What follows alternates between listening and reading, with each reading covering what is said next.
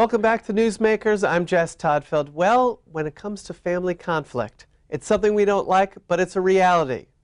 Diana Basterfield wrote a book which is helpful to all of us. The book is called Creating an Oasis of Peace, the Essential Family Conflict Toolkit. And I think we need a toolkit. How did you get the idea for this book?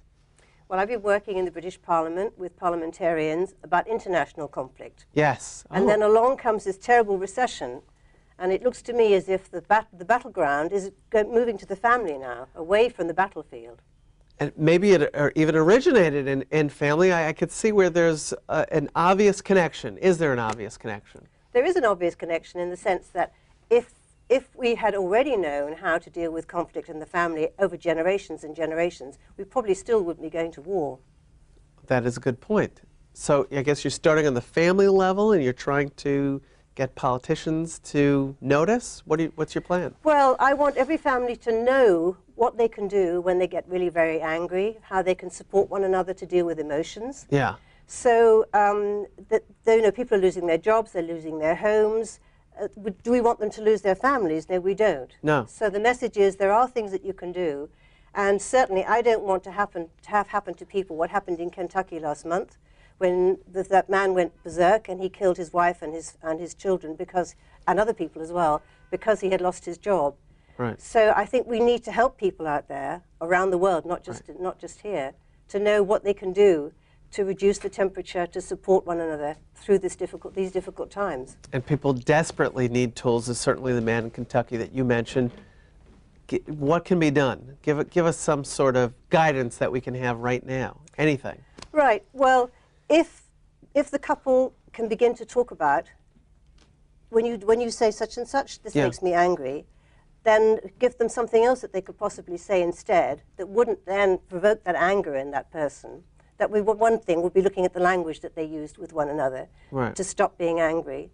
Another one would be to say, do you know how to stop anger in yourself? I mean, do you know this wonderful word, the amygdala? I don't.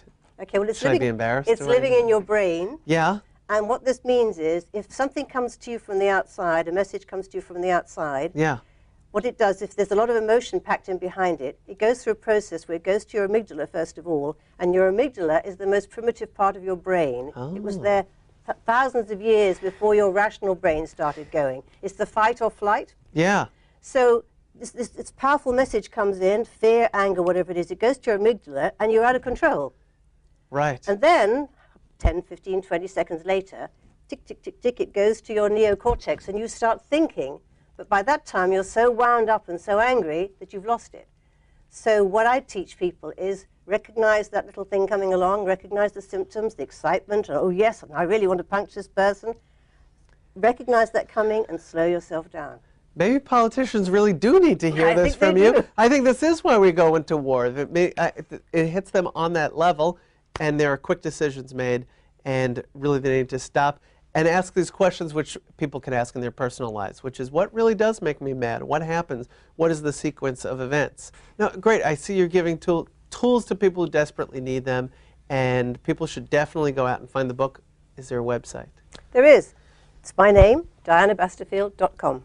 Very nice, and Diana, I'm sure people can read it on their various electronic devices and their iPads and the rest of it. Does it sound about right? I think that's right. That's exactly right. Yeah, they could do that, and it's very important for families. You should definitely check it out. I know there's some other good information on your website. Diana Basterfield, thank you for being here. Thank you, Jess.